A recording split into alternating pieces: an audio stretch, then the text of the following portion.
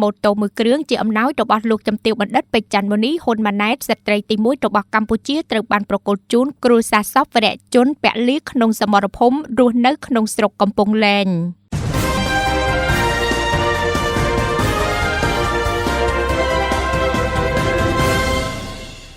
រដ្ឋបាលខេត្តកំពង់ឆ្នាំងដឹកនាំដោយលោកសាន់ជូតតំណាងឯកឧត្តមសុនសវណ្ណរិទ្ធអភិបាលខេត្តកំពង់ឆ្នាំងលោកហ៊ូប៊ុនថនប្រធានច្រកចេញចូលរដ្ឋបាលខេត្តនិងលោកអភិបាលស្រុកកំពង់លែងរួមទាំងក្រុមការងារកាលពីថ្ងៃទី10ខែមិនិនាឆ្នាំ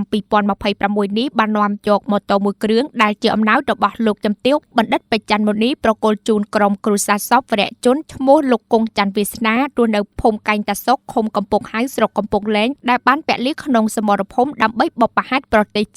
ជាការតបស្នងសងគុណទីរដ្ឋាភិបាលកម្ពុជាបាននឹងកំពុងដោះស្រាយផ្នែកជីវភាពរស់នៅរបស់គ្រួសារថែមទាំងរៀបចំគម្រោងសម្រាប់ទ្រទ្រង់ដល់ក្រុមគ្រួសាររបស់វីរៈកងទ័ពដោយធានាការប្រកបមុខរបរប្រចាំថ្ងៃការសិក្សារៀនសូត្ររបស់កូនៗនិងការធានាសុខុមាលភាពគ្រួសារផងដែរក្រុមគ្រួសារសពវីរៈជនសូមថ្លែងអំណរគុណយ៉ាងជ្រាលជ្រៅចំពោះទឹកចិត្តដ៏ថ្លៃថ្លារបស់សម្ដេចធិបតីនិងលោកជំទាវបណ្ឌិតពេជ្រច័ន្ទមុនីហ៊ុនម៉ាណែតសូមជួបនៅពុទ្ធពរ4ប្រការអាយុវណ្ណៈសុខពលៈកុំបីឃ្លៀងឃ្លាតឡើយសូមបញ្ជាក់ថាកាលពីថ្ងៃទី10ខែមិនិនាឆ្នាំ2026ម្សិលមិញនេះលោកជំទាវបណ្ឌិតពេជ្រច័ន្ទមុនីក៏បានដឹកនាំក្រុមការងារនិងថ្នាក់ដឹកនាំខេត្តកំពង់ឆ្នាំងអញ្ជើញចុះសួរសុខទុក្ខដល់ក្រុមគ្រួសារវីរៈយុទ្ធជនទាំងពីររូបនៅក្នុងស្រុកកំពង់លែងនិងបានគោរពវិញ្ញាណក្ខន្ធដល់វីរៈជនទាំងពីររូបដែលបានពលីក្នុងសមរភូមិក្នុងបុព្វហេតុការពារបូរណភាពទឹកដីប្រកបដោយក្តីក្រៀមក្រំជាទីបំផុត